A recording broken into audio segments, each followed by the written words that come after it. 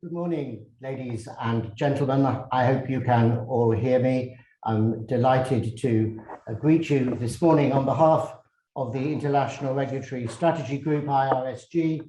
It's a real pleasure to welcome you, albeit virtually, to today's report launch. My name is Chris Hayward and I am the Policy Chairman of the City of London Corporation and the Deputy Chairman of the IRSG Council. Now, ladies and gentlemen, as we know, 2022 was a time of challenge and of change.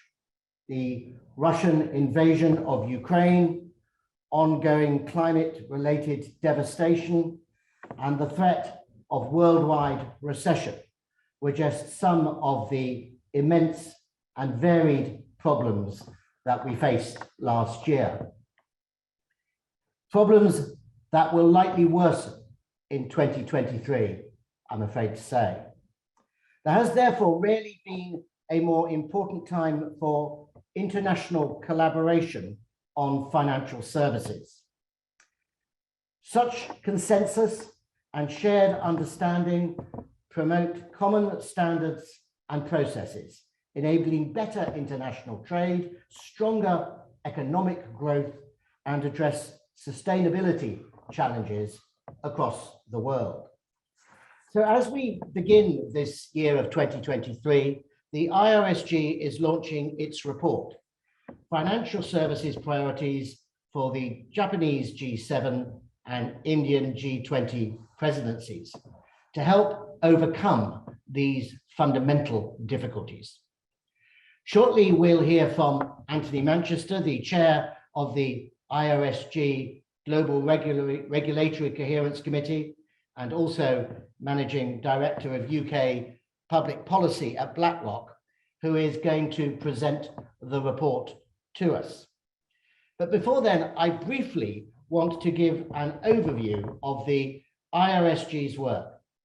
The IRSG is a joint venture between the City UK and the City of London Corporation. It helps maintain the City of London's position as a leading international finance centre and the role of UK financial and professional services by influencing the regulatory landscape in Europe and beyond.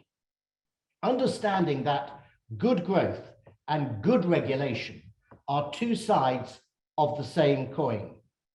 The IRSG works to promote an international framework that will facilitate open and competitive capital markets globally.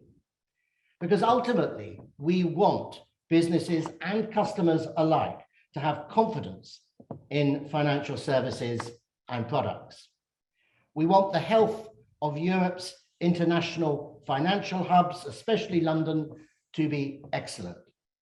And we want services trade, both domestic and international, to be open and competitive. Of course, in an ever-changing world, the ground is constantly shifting beneath our feet. How do we create the right regulatory environment to allow innovation to thrive? How do we ensure that products support the digital transformation? And how do we achieve all of this whilst mindful about protecting our planet? Answering these questions will not be easy, but finding these answers will help build the solid foundations upon which economies thrive. Today, we'll hear from a range of experts on these questions and more about the fundamental challenges for financial services this year. But before then, to discuss the IRSG's report on financial services priorities for the Japanese G7 and Indian G20 presidencies, it's my absolute pleasure to introduce to you Antony Manchester. Antony, over to you.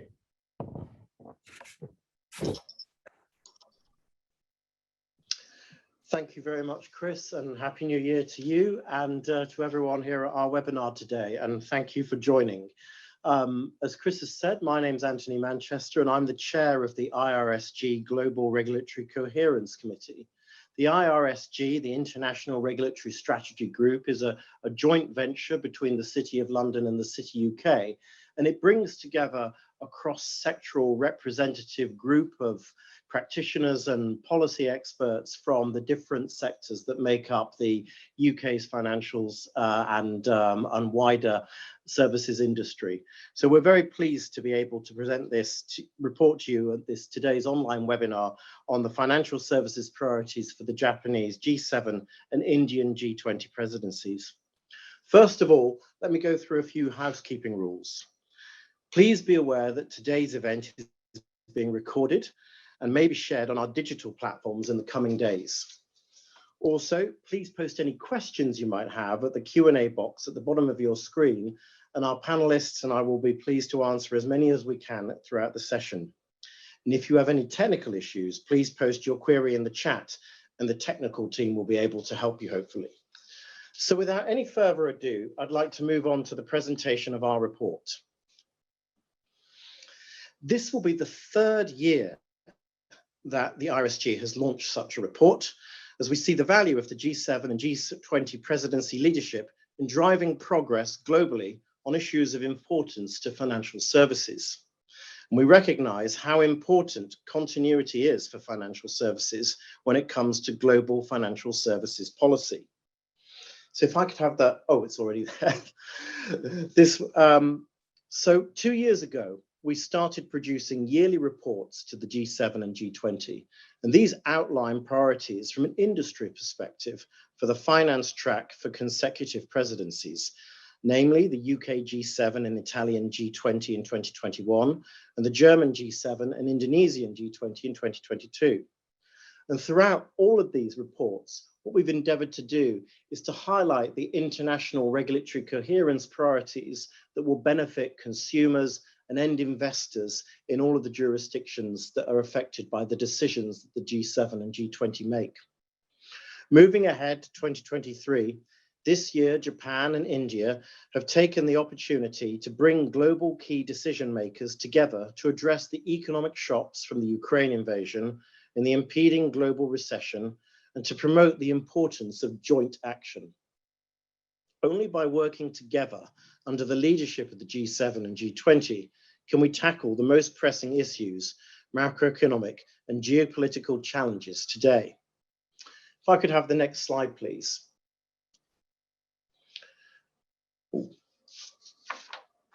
To help inform these processes, the IRSG report presented today sets out 3 priority areas that we believe the G7 and G20 should focus on.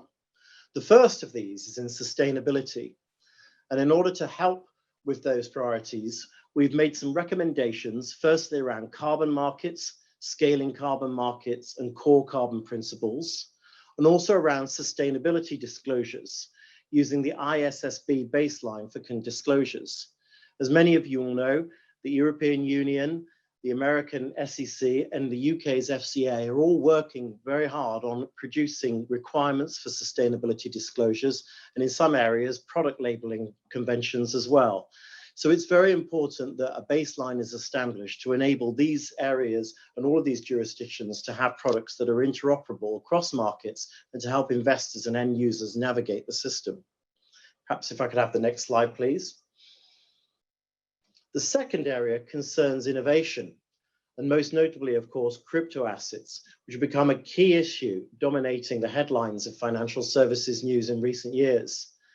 We think there needs to be best practice and standards on crypto, and these should be linked to payment systems. Also, in the EU, UK, and elsewhere, central banks are moving ahead to forge central bank digital currencies, or CBDCs. My committee produced a report on this towards the middle of last year, and we look forward to working closely with the authorities on how standards can be implemented in a way that makes globally interoperable CBDCs a reality. Finally, on data flows, where principle-based data sharing is essential to create a framework that allows that to happen. If we have data that can flow freely, we can have services that can flow freely, and consumers can therefore benefit from the economies of scale that it's possible for financial services firms to present. Otherwise, consumers won't be able to benefit from those and costs will increase. And if I can have the next slide as well, please. And finally, we move on to the economy, where the global economy is faced with a series of significant macroeconomic challenges: inflation, in supply constraints, and in the downturn that we expect to hit all of the major economies this year. This is going to be one of the most challenging years that the global economy has faced in perhaps a generation. And it's important that we come together to try and address those challenges. And one key area for that is in the area of infrastructure investment, where public-private partnerships can mobilize infrastructure investment both throughout existing and developed markets and emerging markets as well. So throughout the conception of this report, the IRSG has engaged with both the Japanese G7 and Indian G20 stakeholders. We're encouraged by the early thinking both presidencies have already undertaken in preparation, and believe that there are areas where there's a real opportunity to make progress throughout this year and broker a global consensus. Indeed, as governments seek to manage current geopolitical and macroeconomic challenges, the G7 and G20 commitment to fight against fragmentation on these important issues and to strengthen multilateralism while doing so will go a long way towards reducing the potentially high costs of fragmentation and the detrimental effect that this may have on the world economy. The G7 and G20 came together at the time of the global financial crisis to produce really excellent results and an effective cross-border working to tackle that crisis in a way that mitigated the risks of fragmentation and therefore preserved the benefits that consumers and end investors gain from having coherent systems. And we think that the same type of commitment to avoiding those risks and working together is needed this time in order to help make sure that we navigate the new downturn that's coming in a way that manages this in just the same effect. With this, I submit our report to you for review of our colleagues in Japan and India, as well as elsewhere, that are gathered here today, and I hope you'll all find it useful. And without any further ado, I'd like to pass you on to Fiona Wright, who's a partner at Flint Global and who has kindly agreed to chair today's panel discussion. Thank you very much. Thanks, Anthony. As Anthony mentioned, I'll be chairing today's discussion. So I'm briefly going to introduce each of the speakers and then give the floor to them in turn. So first of all, I'd like to extend a very warm welcome to Mr. Vikram Doraiswami, the High Commissioner of India to the United Kingdom. High Commissioner Doraiswami, we're delighted to be joined by you here today, and we look forward to hearing from you regarding India's priorities for its G20 presidency. We are also joined by Mr. Etsuro Ninomiya, who is the financial counselor at the mission of Japan to the European Union. Mr. Ninomiya, thank you very much for joining us to discuss your country's plans for your G7 presidency. Completing our panel, we have Ms. Serina Ng, Deputy Director for Global Issues and Governance and the G7 G20 OECD at the International Group at the UK Treasury. Serina, we're delighted to have you with us today to update us on the UK perspective on financial services issues for the G7 and the G20 this year. And then certainly last but not least is Mr. Andy Burwell, International Director at the CBI, who joins us today to share the business perspective on the B7 and the B20 agendas. Thank you very much to all of our panelists for joining us. And if I may, I would first like to give the floor to High Commissioner Doraiswami. Good morning, and thank you everyone for your presence today, and thank you to the City of London for the invitation to be here. We're delighted to be able to share some thoughts with our friends and partners in the City of London and with IRSG on its very helpful report to try and see where our priorities and focus areas for action coincide with your report and with the larger agenda of the world in driving two key themes, which are critical issues for our post-pandemic world and delivering conversations for economic growth with sustainability, which would be key priorities in thematic terms. We have a small presentation here, which, as you can see, we start with our first slide, which sort of sets out, we have a second page? Yeah, thank you. Which sets out the broad themes of the context of the Indian G20, in the Indian G20 year, should I say, which is from December last year till the end of November this year. The dates for our summit are expected to be in the third quarter. And of course, we have a busy agenda, which also includes making it uniquely Indian by taking the G20 process, ministerial meetings and senior official meetings, to pretty much every state of India, which is all 29 states of the Indian Union. If I may, the second slide. We are basically looking at, as I just suggested, critical issues for the post-pandemic world. And in that, looking at delivering a conversation on economic growth with sustainability, recognizing that the original inspiration for the G20 came from the 2008 financial crisis, and that we live in an era no less complex and perhaps in many ways even more challenging than it was 15 years ago now. Next slide, please. We'd like to set out 5 broad themes in which we could discuss today's topic. The first of these is inclusive, equitable, and sustainable growth, in which we've put down 6 broad pillars of effort. Energy transition obviously is a key part, and we are very bullish on the idea of green hydrogen in particular. We are very keen on moving forward based on our own sense that we have worked hard in the last several years to achieve our target of 40% energy capacity from non-fossil sources, 9 years ahead of our own INDC. We are looking at achieving our 5 major areas of climate action commitments as set out by our Prime Minister at COP26 in Glasgow. And we see clearly in this access to climate finance and technology as being critical in facilitating net zero transitions. The G20 would, of course, have a critical role here. A second pillar here is accelerating the SDGs. We're looking at, we have particularly added in this particular year, Startup 20 engagement group. This is the first time this is being done in the G20, with the intention of trying to have more activity through the startup ecosystem across all of our countries and to generate and kickstart growth through that. An inception meeting of Startup 20 is to take place at the end of this month, January 28-29. Trade for growth, particularly relevant theme. We are looking at ways in which the G20 can accelerate global trade, make it more inclusive, and help developing countries achieve the SDGs.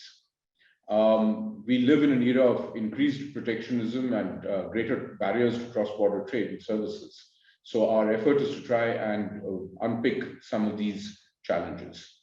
A third pillar is women, fourth pillar in this is women-led development. The Women 20 is the official G20 engagement group on gender equity. Based on our own efforts to empower women in India and to ensure that some 432 million women of working age have a greater say and share in economic activity and policy activity in India. So we hope that the W20 inception meet planned for mid-February in Maharashtra and Western India, followed by an international meet in Jaipur in mid-April, and the W20 summit in June in Tamil Nadu in the south. A fifth pillar is lifestyle for environment, a particular initiative that our Prime Minister, it's next slide, apologies. A second key area of focus would be lifestyle for environment and climate finance. We just like to develop on this theme a little bit. This is an initiative our Prime Minister put forward in October this past year, which was launched with the Secretary General of the United Nations. The primary effort is to encourage an eco-friendly lifestyle globally, recognizing that sustainable consumption, waste management, a circular economy, and an ecosystem-based set of solutions would help shift individual consumption behavior. We are also looking at having in this particular G20 year a continuation of the Argentinian initiative of the Climate Sustainability Working Group, which was set up in 2018, and the Environment Deputies meeting set up under the Japanese G20 presidency in 2019. These two working groups were their focus on climate issues, including resource efficiency, ocean health, marine pollution, coral reef sustainability, land degradation, biodiversity loss, water resource management, and ways to mitigate and adapt to climate change are going to be critical parts of the discussion. In all of this, climate finance will be a key part of the larger discourse in focusing on ways to adopt innovative solutions for adaptation and environment risk mitigation. If I could have the next slide, please.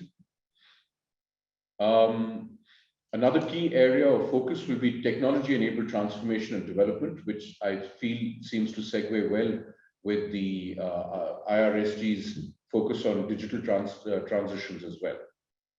Here, we've set out a few areas of particular interest and focus. These include public digital platforms, digital health, technology-enabled socioeconomic development. Digital transformations is a particular focus area of India and the G20. We are looking at leveraging our own experience in mass-scale deployment of digital solutions for developmental and socioeconomic benefit to try and see if these can be scaled across different geographies to enable digital public goods to be used for common socioeconomic development. Our goal is therefore to find ways in combining cross-border flows of technology and investment to facilitate greater developmental and growth aspirations. And certainly in this, digital health is a key part of the piece, including cybersecurity, but also in trying to find ways in which we can leverage digital technologies for delivery of healthcare solutions, recognizing and being mindful of the impact that the pandemic had on all of us and all of our health systems. Finally, if I could move to the finance track, the next slide, please. We are looking at, of course, these are well-known pillars of the G20 process: development finance, international governance issues, global regulation, and macro policy coordination.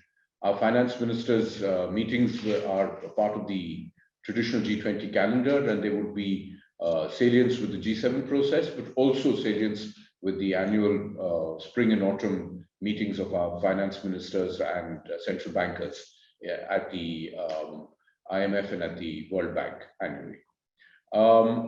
Finally, my last slide, please. We are also setting in place as a priority for India, reform of multilateral institutions. This should be no surprise. It's been a long-standing effort of Indian foreign policy to look at ensuring that multilateral institutions are more representative of the world in which we live through increasing space for the voice of developing countries in both financial and politico-economic institutions of multilateral governance. We're also looking at another major priority of the Indian G20 presidency, disaster risk reduction and resilience, in particular with the impact based on our knowledge of what happened to the world during COVID and what happened to global production, finding ways in which we can make global value chains of production more resilient by reshoring or nearshoring value chains of production to ensure adequate redundancies.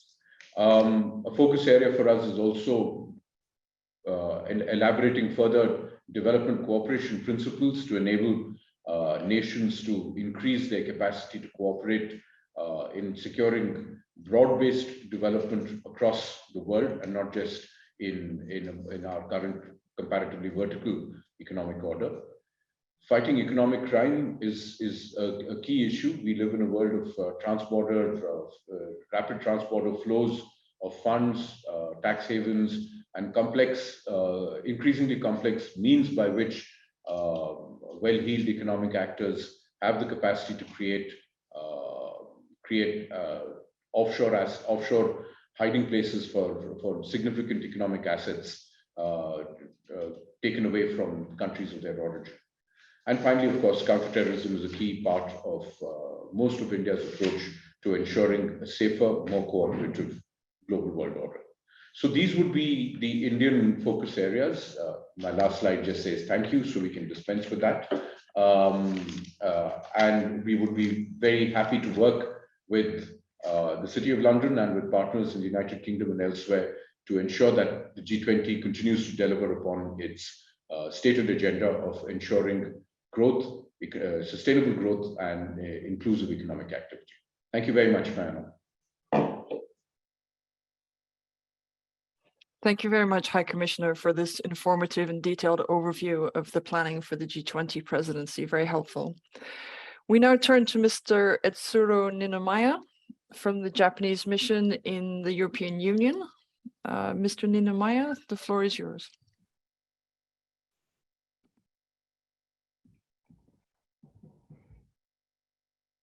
Hi, can you hear me? Okay. Yes. Thank you for the make time for us. I'm the financial counsel, the Japanese mission to EU. I'm basically from the Ministry of Finance in Tokyo. Last month, we took over the G7 the presidency from Germany, and today in Paris and on the margin of the OECD meeting, the financial ministers, the deputy meeting there is held in Paris. They saw that this is the first meeting under the Japan presidency, and this year, May, we are planning. We are scheduled to be held in a summit meeting, and Japan. This slide mentioned that Japan priority established 3 pillars. The first of all, tackling the immediate global challenges, and next, enhancing the global economic resilience, and finally, passing the welfare enhancement with upgrade economic policies. And regarding to the second pillar, the 6 issues are envisioned. For example, the climate change and sustainability, global health, economic security, financial digitalization, international taxation, and finally, strengthening multilateralism. And in terms of the first pillar, tackling immediate challenges, the G7 that is united in solidarity with Ukraine and the condemnation of Russia's war against Ukraine. The immediate top priority under the Japanese presidency is to continue to support Ukraine and exert the maximum pressure on Russia with coordinated sanctions and other measures. And last year, under the German presidency, the G7 member also coordinated close to sanctions against Russia and their implementation, especially the price cap on the Russian exports of crude oil and petroleum products to third countries. The price cap is intended to reduce Russia's revenue from oil exports while simultaneously preventing the price surge on the global market. And next, in terms of international and the financial, in terms of financial assistance to Ukraine, G7, including EU and international financial institutions, have been working together to provide direct short-term budgetary assistance to Ukraine. In total, more than $30 billion in international budgetary assistance that was mobilized for last year. And next, the prolonged war has exacerbated global economic challenges, including energy and food insecurity. We will continue closely monitoring inflation dynamics and tightening the monetary conditions while remaining vigilant to heighten downside risks, including a global downturn, a wave of debt crisis, and financial instability. We'll also carefully monitor developments in global financial markets, including foreign exchange markets. Our macroeconomic policies should stay agile and flexible while preserving their financial stability and ensure long-term fiscal sustainability to achieve strong, sustainable, balanced, and inclusive growth. Given tightened global financial conditions and increasing financial pressure to alleviate impacts of high inflation, we should urgently address debt burdenability in low and vulnerable or middle-income countries to prevent debt crisis.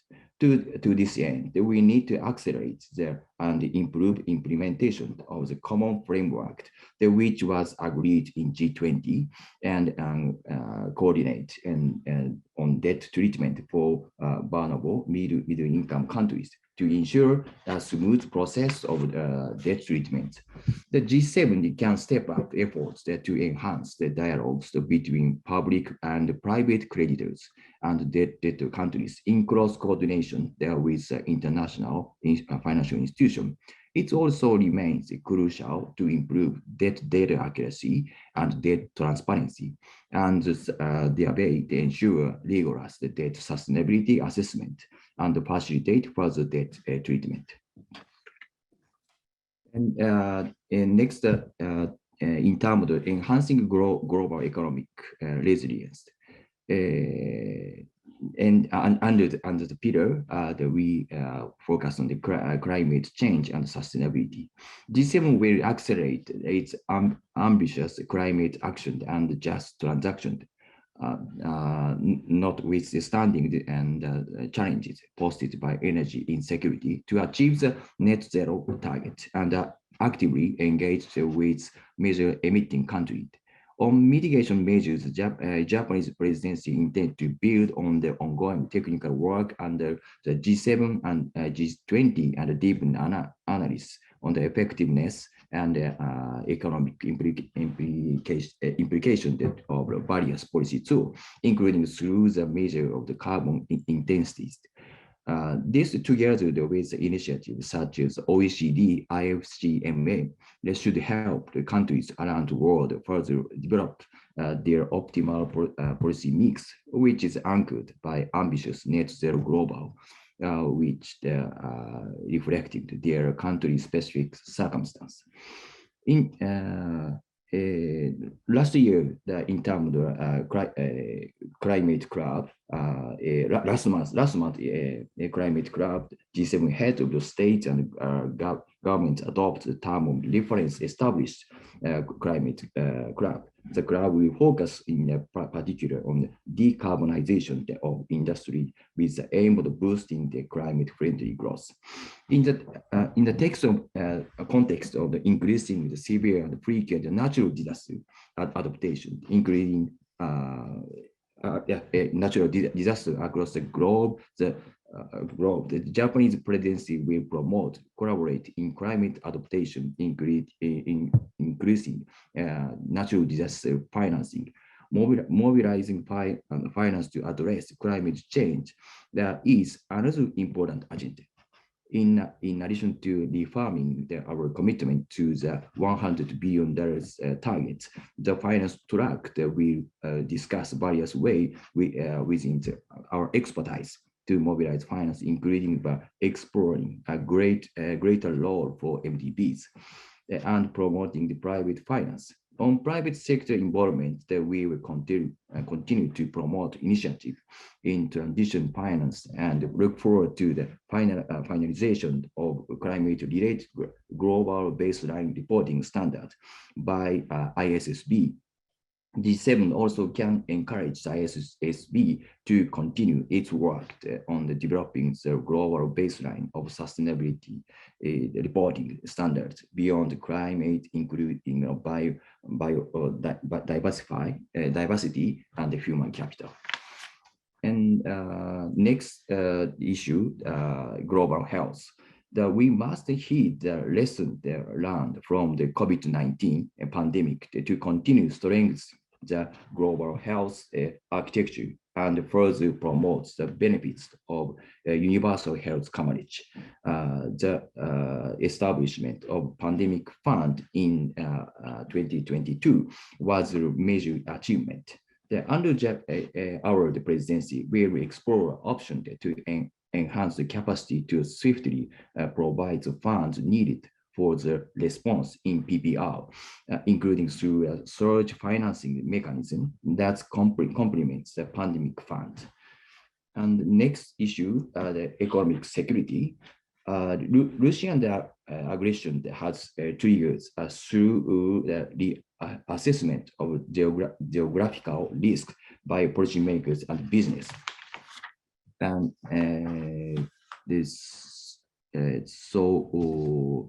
specifically, the financial track that we explore ways of effectively using public finance intervention to enhance supply chain resilience, with a particular focus on the clean energy products and technology. And next issue, the financial digitalization. Under our presidency, the G7 will highlight and urgent need to put in place on a consistent and effective regulatory and supervisory framework for crypto asset, as well as to strengthen the related anti-money laundering response, including through the FATF's work in emerging risk. On CBDC, we will cooperate with relevant international organizations to discuss the macro financial and economic security implications. And next, in terms of the international taxation, last month EU also agreed OECD tax rules. The swift implementation for the two pillars agreement is crucial to respond to the digitalization and globalization of the economy. G7 will continue to lead the international discussion at the OECD G20 inclusive framework on BEPS towards the signing of the multilateral convention of Pillar 1 and promote domestic registration of Pillar 2 in each country. And next, regarding the strengths of the multilateralism, in addition to key issue above, G7 will continue to proactively contribute to issues being addressed by the G20 and the international organization. These issues covers strengths, the global financial safety net, including through the 60th general review of quarters and review of lending toolkit by the IMF, and promoting G20 initiative.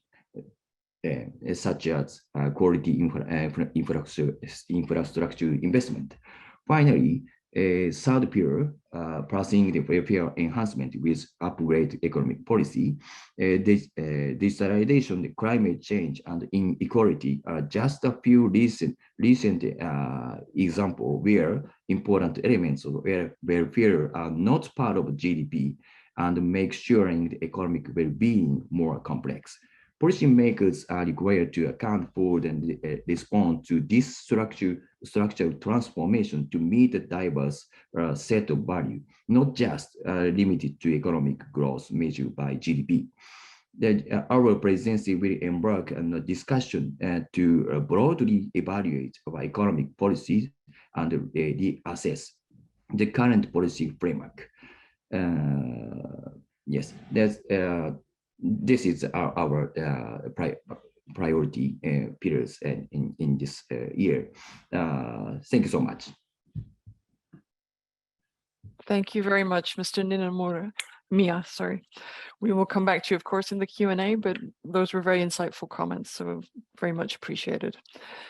I now turn to Serina from the UK Treasury, who is going to briefly update us on the UK perspective on financial services issues for the G7 and the G20 this year. Serina, the floor is yours. Thank you, Fiona. I can't start my video because I think it's being controlled, but can everybody hear me? Yes, I can hear you fine. Okay. I think I will just wait and see if someone can start the video. Ah, there we go. Right. Thank you. So thank you very much to the team for inviting me to talk, and also to the representatives from India and Japan for outlining and giving detail on their aims for their presidencies. I'll give a quick introduction to the work that we do at Treasury, our current kind of stance on financial services, and how we plan to work with the respective presidencies to achieve some international aims for this year. So I am the head of the G7, G20 and OECD team here in Treasury. We support the Chancellor and engage directly with our international peers across the whole of the finance track, covering the global economy and sort of wider aspects, but including financial services. And we, have been really impressed by the energy and the detail and the ambition of both India and Japan for their presidencies. And just a little last detail. So in particular, our role here, I'm also the UK representative for the G20 Sustainable Finance Working Group, which was in the last couple of years turned into a formal working group, and we think that that is really important and a really key for furthering aims internationally. We also work very closely with the Bank of England, so all the G20 and G7 meetings are finance minister and central bank governor meetings, and we draw on the expertise right across the UK government, and in particular from the policy experts within Treasury. So just then to move on to a little bit on financial services, I think as you all are well aware, but I think it really is worth reiterating again that financial services are a key priority for Treasury, and we know that it is a vital contributor to UK growth. It contributes 8.3% of GDP. And I think it was really clear when the Chancellor announced in his Edinburgh reforms in November, he reiterated the importance of this sector and commitment to maintain competitiveness and continue to be the best place in the world for sustainable finance. As part of that, a really key aspect is ensuring that investors have all the information they need to take climate environment into account in their decision making. And just a couple of things that we are doing, we're introducing sustainability disclosure requirements. We set up the Transition Planning Task Force last year, and we will announce an updated green finance strategy. But while we can ensure we provide our own support for this sector here in the UK, it's clearly a globalized industry. There is increasingly free movement and globalization in everything that we do, and we need to work with our international peers to ensure the sector can continue to grow. And it is also vital to support emerging and developing economies on their own growth pathways. And that is why we work really, really hard with our G7 and G20 presidents, the respective presidencies. Last year, it was Indonesia and Germany, and they are the key multilateral fora for progressing both the technical work, and that is, progressing the understanding, the objective and collective analysis of key economic issues and challenges, but also gaining the political support. And you need those two things really to progress internationally. In terms of the UK's priorities and listening and reflecting on what my international colleagues have just said, and just to mention that we have already had a G20 meeting that on the finance track that we attended, and then the Japanese, as my colleague mentioned, have a meeting today where we will be discussing. This is at deputy level, so it's a formal level just below the Chancellor, discussing the key issues and priorities for the year. But I think there's sort of three key areas for us, and they are reflected very much in what my colleagues have said. I think firstly, I think we really need to continue to focus on the global economy. It's essential for a thriving financial services sector, but it is just absolutely critical this year. We are in, I think the term is now commonly used, is polycrisis. There's significant impact of the spillover effects of the Russian war in Ukraine, which we condemn in the most absolute terms. And, those spillover effects, energy and food security, you're also seeing the lingering effects of the pandemic.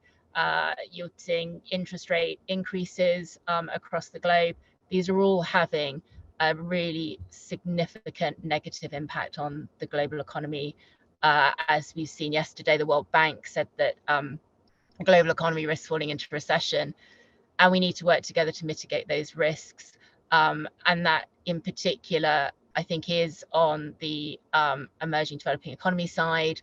Japan has mentioned in their comments, the focus on avoiding debt crises and how we work, particularly as India mentioned, supporting reform at the multilateral development banks. I think there are very active discussions about how fit for purpose those institutions are. They're doing an amazing job given where they are, but just a real consideration of whether, given the current situation and what the outlook is, how do we enable more finance the SDGs? How do we support the countries most in need? And throughout all this, we need to continue to push forward the net zero agenda that we all have committed to, and that is essential to drive sustainable growth. I think the second area is on sustainable finance, where we continue to support the need for clear and transparent information. Ultimately, it will improve accessibility and affordability for all operators in all jurisdictions. And we, in that, my Japanese colleague mentioned the work of the IRSG and the role that it can play in supporting disclosures and enhancing interoperability. Understanding transition pathways is a really critical aspect to growing sustainable finance, and we're keen to see collective action on really understanding what transition plans are, what they look like, and just how to help investors. I think the past year the Sustainable Finance Working Group did quite a lot of work on really looking at the credibility of some of the commitments, and really thinking and helping ensure that you have as efficient a system as possible in that transition to net zero.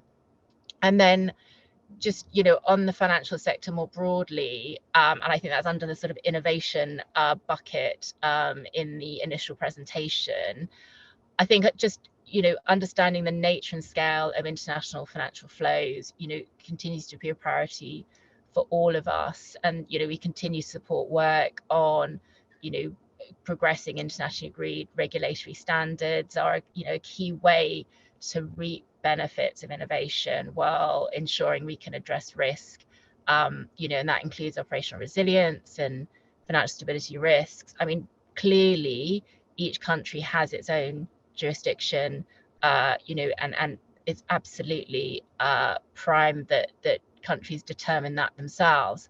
But there are significant benefits from working together in these areas. And the UK, just as an example, under our G7 presidency a couple of years ago, we published a set of public principles for CBDCs.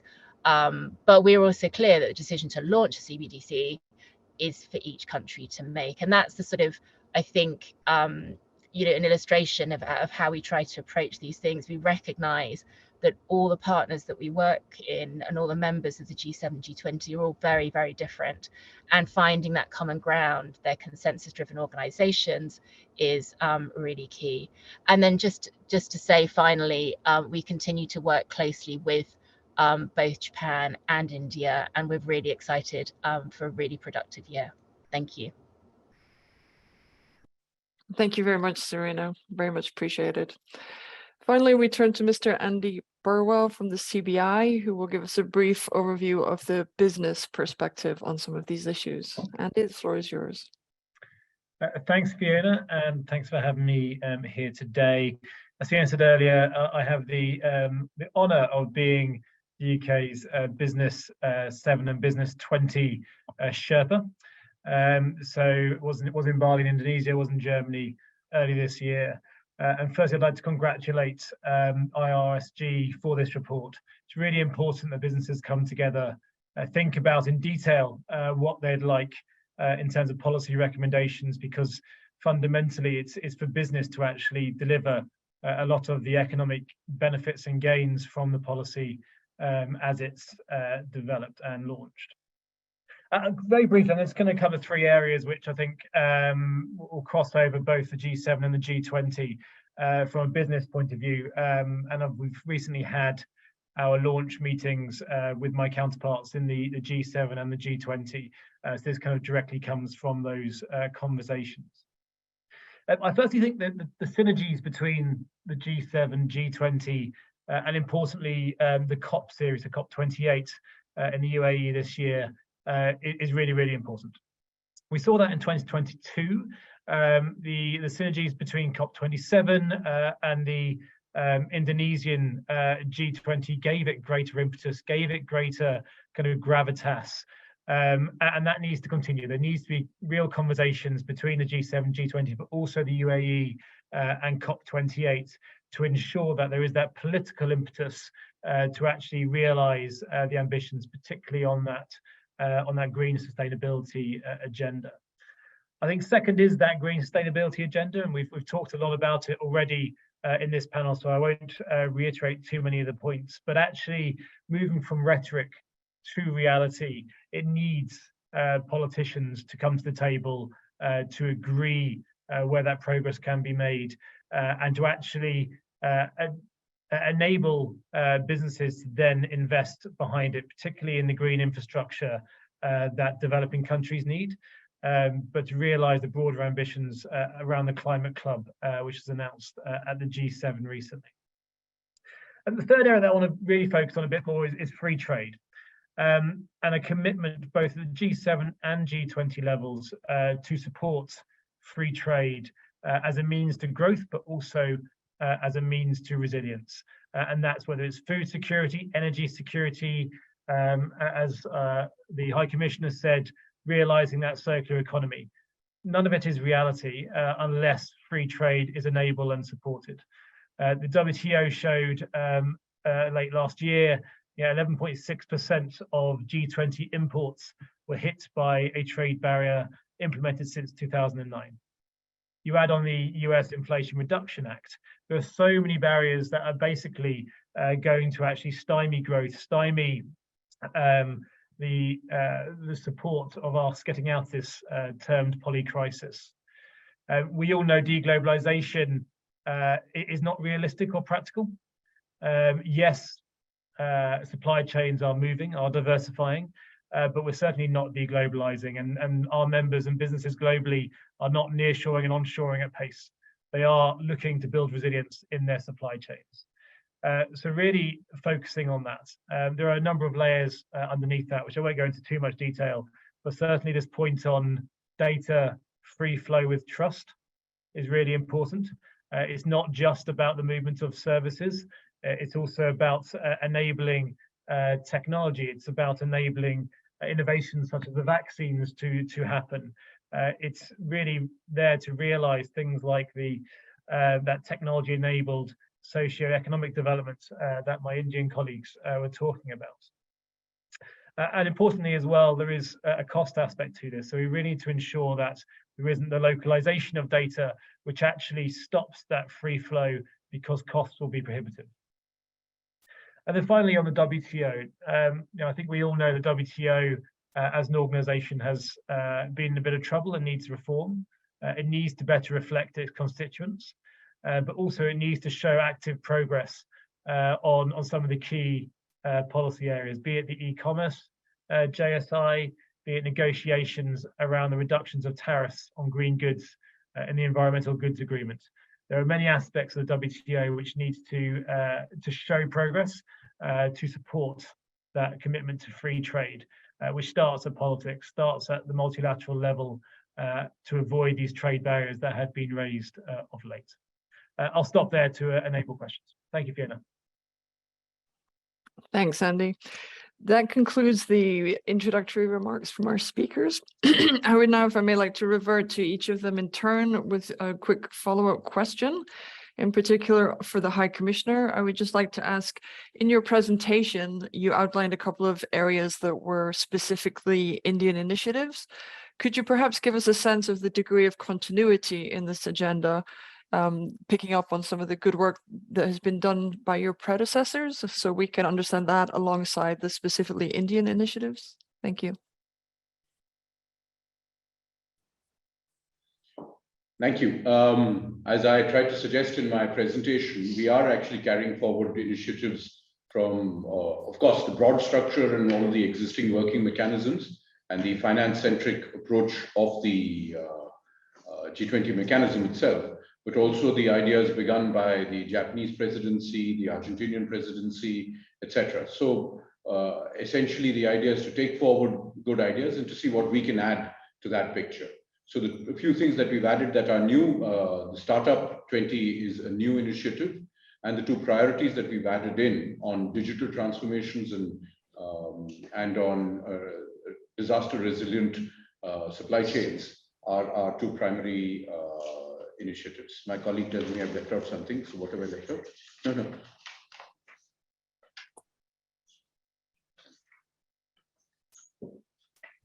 Yeah. We also are taking forward some of the other ideas that came from the Indonesian presidency as well, which included about global health architecture, digital transformation and sustainable energy transitions. These also align with our domestic priorities. So in the very specific context of what Indonesia did as the last G20 chair, we're taking those things forward as well. Thank you. Great, thank you very much. And then for Mr. Ninomiya, I would just like to ask a brief follow-up. It's been mentioned several times, coordination between the G20 and the G7 tracks. Could you say a bit more about the coordination that is being done to make sure that these global efforts are fully aligned on these critical areas? Thank you. Yes, thank you. So the G7 there as well, they're a member of the G20. They saw they're always the G7 and the G20 members. They collaborate. They saw all the usually so far regarding the environment green issue or green issue. So that we are required to involve with G20 and developing country. So on the other hand, the G7 they have the ambitious targets in this issue. So we think that's the G7 G7 had to be their leader. So, but how to involve that in developing country. So that this is a good opportunity to be discussed and progress. Yes. Thank you. Thank you very much. And for Serina, we just wanted to come back to the role of the international standard setters, who are obviously important in a lot of the work done by the G7 and the G20. What are you expecting in terms of collaboration with organizations such as the FSB and the work that they've been doing to input into the international agenda? Thank you. Thanks, Fiona. I think the FSB plays a really critical role. It essentially reports into the G20 and gets tasked, can get tasked by the G20 as well. So it's got an absolutely critical role to play. I think the particular areas that that were agreed at a plenary meeting in December that, you know, we very much support. One is the development of regulatory principles for the non-bank financial sector, you know, issues about sort of leverage, etc. And then the second one is progress on regulatory frameworks for crypto assets and digital innovation, which is also, you know, really critical. And you know, there's obviously lots of other work that the FSB do, but those are the two areas that I think we in particular are really keen to support. Thank you. Great, thank you, Serina. If I may, we've had a question from the floor about the crypto asset regulation situation. And I guess the question is about what kind of outcomes or outputs are you expecting? Obviously, Basel is the quintessential global framework for banking regulation.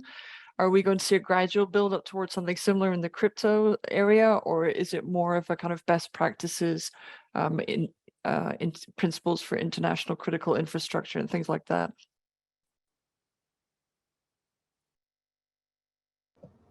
Should I just come back on that quickly? Yeah, if you wouldn't mind, then I'll maybe go to Mr. Ninomiya because he also mentioned CBDCs at the G7. So if you wanted to kick off, I'll hand the floor over to him once you've responded. Yeah. I mean, I think our expectation is that over this year, the FSB will finalize some regulatory recommendations for stablecoin and crypto assets. That's looks to be in the work plan. So that's the next stage. Thank you. Mr. Ninomiya, would you like to comment on this question? Yeah, it's similar comments. That actually the last year, the German presidency, they mentioned that basically that in this field, the FSB is a main law. So the G7 side, they support the work of the FSB there to monitor the money risk of financial stability. And the G7 underlines the global stablecoin project require appropriate regulation or supervision. So the G7 are required to support and watch the FSB activity. Thank you. Great, thank you very much. And then perhaps going to another question we've had from the floor about CBDCs. I think, Antony, this one's for you in the first instance about the IRSG's position on interoperability. But there's a follow-up piece about, I guess, is alluding to global frameworks. The question is about how to ensure that one jurisdiction's CBDC does not damage another jurisdiction's banking system via disintermediation. So, Antony, would you like to give the IRSG view, and then maybe I'll come back to Mr. Ninomiya and perhaps the High Commissioner if he has anything else to say on this. Sure. Antony. Thanks very much. Sure. Thanks very much, Fiona. I think what we identified in our report, and happy to share it with more broadly, and maybe we can send a link out later on, is it's important in the design principles when putting out a CBDC is to think about what are the key characteristics of them that will enable interoperability. And we wondered if it would be possible to develop a set of principles at the G20 level or FSB perhaps that could help frame those in a way that those jurisdictions thinking about implementing CBDCs could then stick to, so that once if they all followed those principles on those key aspects of interoperability, then you'd have that ability to cross over and make sure that currencies are tradable with each other and can operate across borders. So that's that was our main recommendation there. Thank you. Mr. Ninomiya, would you like to add anything on the issue of CBDCs? Yes, we found the digital money, they can bring the considerable opportunity for improving the payment efficiency or the financial inclusion. On the hands that we found out the CBDC also including the digital money, they pose a risk to stability of financial system, economic security. So that we mentioned that's the FATF, the FATS, the work there to collaborate. So we are required to watch the merit side, the demerit side. So we are required to discuss furthermore. Thank you. Very good. Thank you. And perhaps in the same vein, if I may, I'd like to come back to the High Commissioner.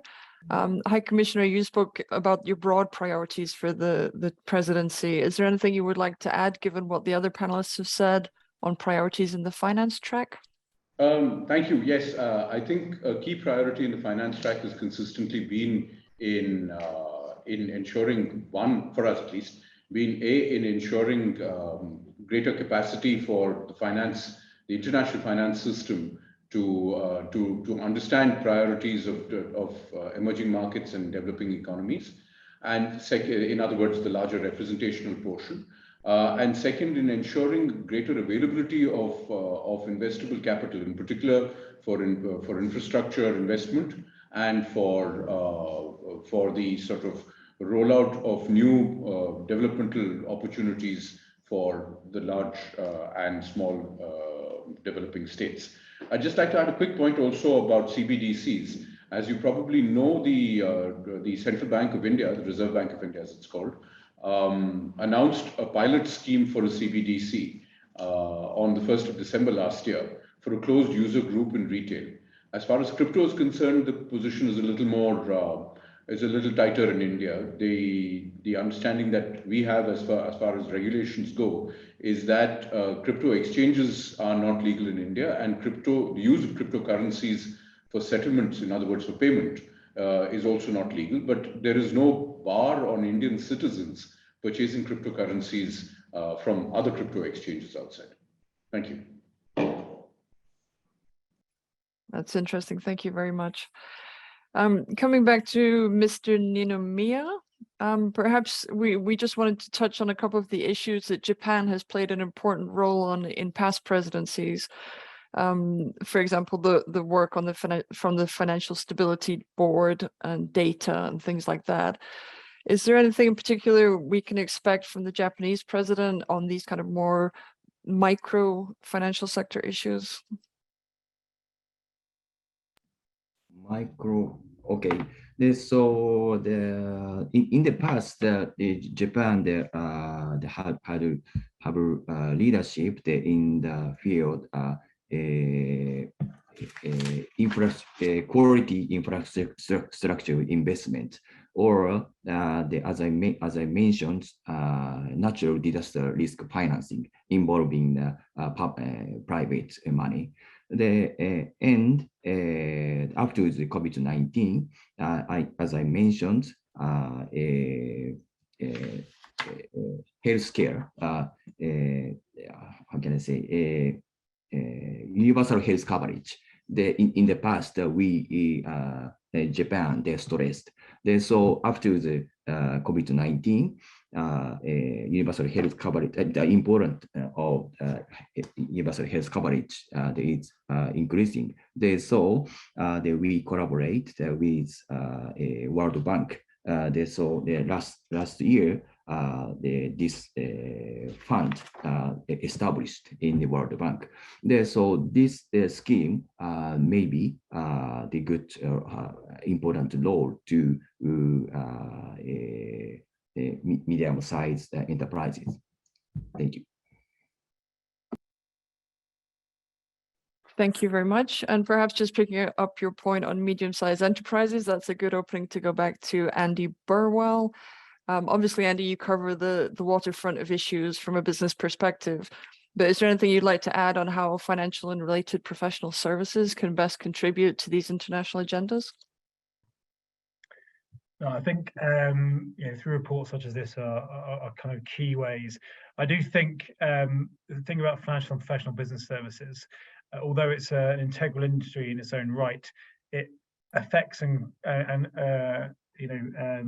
supports growth across the entire economy, both from a services and a goods perspective. So it's really important actually that they're involved more broadly across all the conversations, across all the different working groups, task forces that you have, both the G20 and the G7 level. Certainly at the G20 and the B20 and the business side, there is an opportunity for industry to directly input, and they do so in a very effective way. And I do applaud CII, our Indian counterparts, for the way they've approached that. But certainly, if people do want to be more actively engaged, either at the G7 or the G20, do get in touch, because we do work with our members very proactively on that. Great. Thanks, Andy. So I'm aware of time here. We're coming to the end of our discussions. I would just like to offer a couple of concluding remarks. I think there's a lot of overlap and synergies between what the different participants have said about these agendas and the priorities within them. So we have a strong focus on finance for developing economies, for delivering social and economic benefits to the populations more broadly.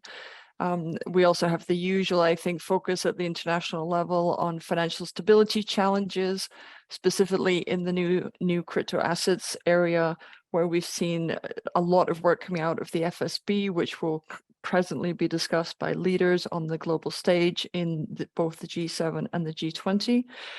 And I think we see a lot as well, the innovation theme with CBDCs are obviously a key issue for both presidencies. And there's a lot of work going on in that space here in the EU. We're expecting some more further discussions on a digital euro next year. So that's just indicative, as the High Commissioner said, there's central banks around the world getting into discussions about how to develop and to use CBDCs to the benefit of the population and the economy more broadly. I think I will wrap up there. Once again, I'd like to thank very much all of our participants for their contributions and their time today. That's very much appreciated.